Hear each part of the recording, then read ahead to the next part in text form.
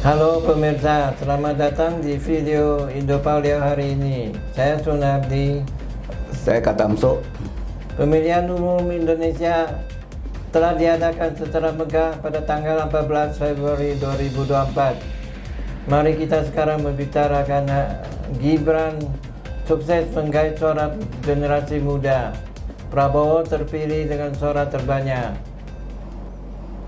Pilpres Indonesia sukses digelar pada tanggal 14 Februari 2024. Hasil perhitungan suara dan sementara dan hasil perhitungan cepat beberapa lembaga menunjukkan bahwa Prabowo Subianto, Ketua Partai Aksi Indonesia Raya sekaligus Menteri Pertahanan RI, dan Gibran Rakabuming Raka juga merupakan putra sulung Presiden Joko Widodo dan Wali Kota Solo yang terpilih menjadi Presiden dan Wakil Presiden Indonesia ke-8 dengan perolehan suara 58,7 atau hampir 60%. Efek Jokowi sangat diperlukan.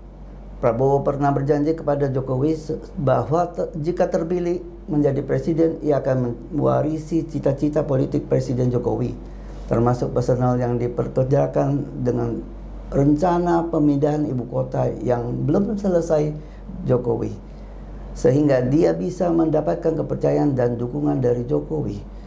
Bahkan Jokowi menjodohkan putra sulungnya Gibran dengan Prabowo untuk menjadi calon wakil Presiden Prabowo. Hal ini pun menjadi salah satu alasan kemenangan Prabowo. Selama kampanye, ia menampilkan dirinya sebagai penerus Jokowi, dan putra sulungnya Presiden Jokowi menjadi wakil Presiden Prabowo. Dengan Gibran menarik suara pendukung Jokowi, Prabowo menciptakan keuntungan yang jelas bagi Bowo. Kemenangan besar Prabowo tidak lepas dari dukungan terhadap Jokowi. Strategi kampanye Prabowo yang memilih Gibran sebagai cawapresnya efektif meyakinkan pemilih pro-Jokowi bahwa Prabowo adalah penerus Jokowi dan akan melanjutkan berbagai proyek dan kebijakan pemerintahan Jokowi. Jokowi telah menyerahkan kekuasaannya sebagai kingmaker, dan masyarakat bisa berharap dinasti politik Jokowi akan terus berlanjut. Apalagi kini putranya Gibran akan menjadi wakil presiden dan putra bungsunya Kaisang akan menjadi ketua Partai Indonesia Bersatu. Menantunya adalah wali kota Medan. Hari ini memberikan kepercayaan investor di Indonesia terhadap Indonesia. Bahkan investasi baru pun akan masuk karena itu. Prabowo berhasil membentuk kembali citranya.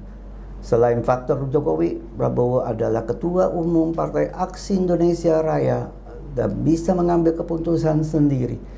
Saya yakin bahwa Jokowi juga sangat memahami hal ini.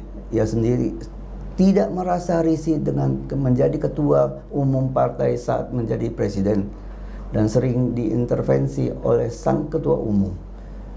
Prabowo dekat dengan pemilihan kaum muda melalui media sosial TikTok, dan dengan pengalamannya politik yang kaya, ia berhasil menggait suara muda yang juga menjadi kunci kemenangannya. Meski citra Prabowo di masa lalu tidak terlalu baik dan bahkan memiliki noda hak asasi manusia, para pemilih muda, terutama investor pemula berusia 18 tahun, tidak mengetahui atau peduli dengan catatan buruk Prabowo sebelumnya. Baiklah, itu saja yang kita bicarakan pada hari ini. Terima kasih telah menonton video berita terkini Indonesia hari ini. Anda dipersilakan untuk menyukai dan mengklik video subscribe, membagikannya ke teman-teman Anda, dan kami menerima komen dari bapak-bapak, ibu-ibu, dan teman-teman agar kami bisa melanjutkan seterusnya di masa depan. Simak berita besar Indonesia. Oke, sampai jumpa lagi.